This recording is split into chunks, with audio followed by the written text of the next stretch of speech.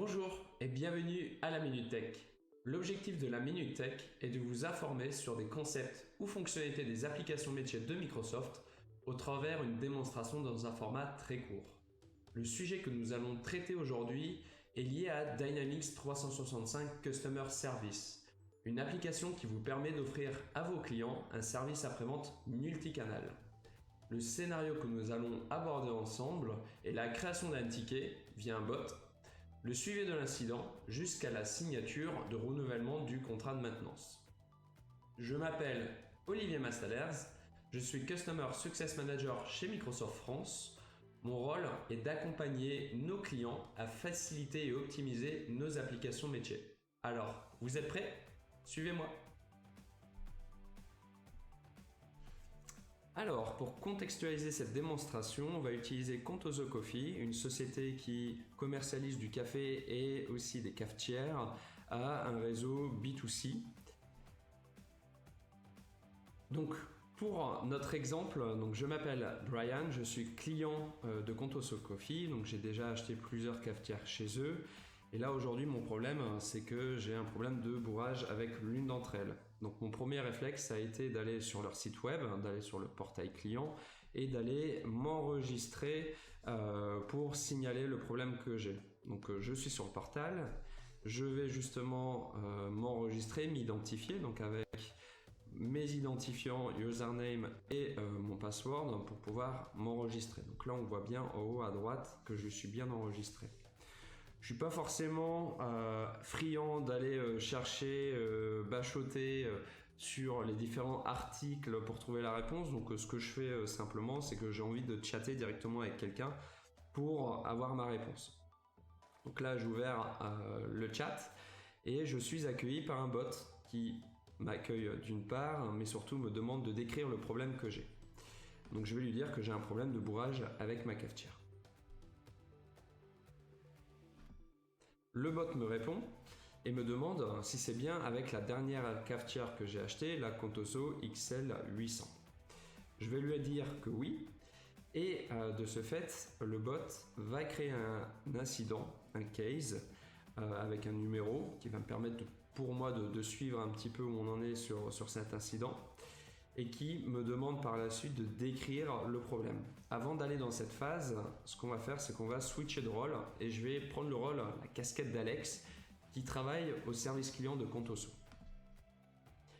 Je me retrouve dans Dynamics 365 Customer Service, j'ai une vue sur tous mes incidents actifs et là, on retrouve l'incident de Brian qui vient d'apparaître parce que ça vient d'être fait et je vais pouvoir aller vérifier ce qui s'y retrouve à l'intérieur. Donc ce qui est intéressant, c'est que j'ai de l'information sur le contact et sur la partie timeline, je vais avoir l'historique des échanges que j'ai avec ce client ou avec le bot durant cet incident. Donc là on voit que ça a été créé par un bot de self-service.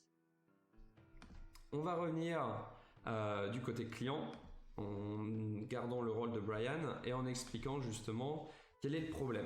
Voilà, j'ai un problème de bourrage avec ma cafetière. Donc là, le bot, ce qu'il va faire, c'est qu'il va me proposer tout de suite le bon article par rapport à ça.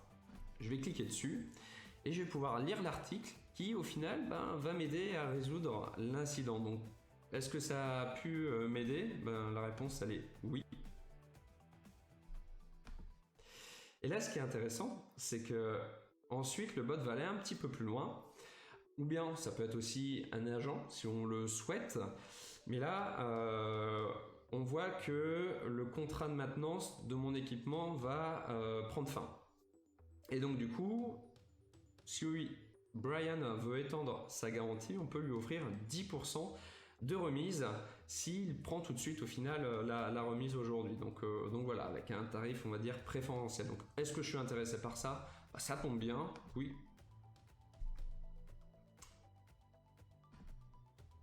Et donc du coup, le bot va proposer justement une offre, donc un document, un article, qui va me permettre de moi de voir toutes les conditions derrière et de savoir si je souhaite ce document.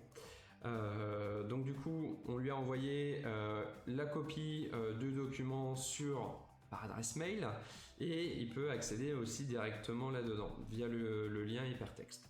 Donc là, je vois justement l'extension de garantie, je vais lire un petit peu les informations, ça me convient, j'ai plus qu'à mettre une signature électronique, la mienne, pour pouvoir justement signer le contrat. Et ce qui est bien, c'est que je fais ça via mon application mobile. Voilà, donc là je viens de signer le document, donc sachez que l'e-signature est reconnue comme une vraie signature, comme si j'étais, on va dire, devant un papier et un crayon.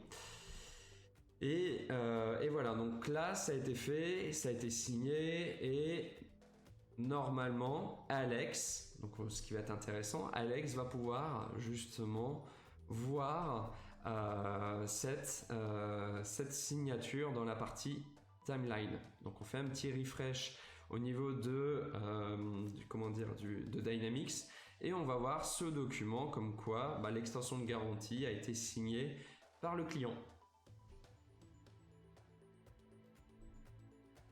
Et je vais pouvoir ensuite télécharger cette extension de garantie pour vérifier que la signature de Brian s'y trouve. J'espère que cette session vous a plu. Maintenant vous en savez un peu plus sur Dynamics 365 Customer Service et la partie e-signature avec Adobe. Vous voulez voir d'autres vidéos de la Minute Tech? N'hésitez pas à suivre la chaîne YouTube La Minute Tech Business Application. Je vous souhaite une excellente journée et à très bientôt dans la Minute Tech.